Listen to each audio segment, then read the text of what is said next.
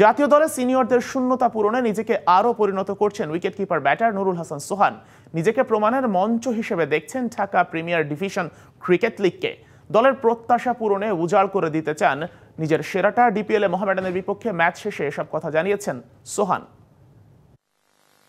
দেশের ক্রিকেটে লেগেছে পালা বদলের হাওয়া। সিনিয়রদের বিদায়ে দায়িত্ব বাড়ছে জুনিয়রদের। মাশরাফি সাকিব এখনো আনুষ্ঠানিক কোনো ঘোষণা না দিলেও আন্তর্জাতিক ক্রিকেটকে বিদায় বলে দিয়েছেন তামিম ও মাহমুদুল্লাহ। সিনিয়র ক্যাম্পেইনার মুশফিক খেলে যাবেন শুধুমাত্র সাদা পোশাকের ক্রিকেটে।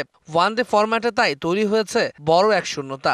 জাতীয় দলে ফিরতে নিজেকে কিভাবে প্রস্তুত করছেন নুরুল হাসান সোহান? ন্যাশনাল টিমে খেলা একটা প্রাইডের ব্যাপার, সবসময় চাই নিজের সেরাটা দেওয়ার জন্য। যমুনা ইলেকট্রনিক্স ঈদে ডাবল খুশি অফার সিজন 3, যে কোনো পণ্য কিনলেই পাচ্ছেন নিশ্চিত ঈদ উপহার।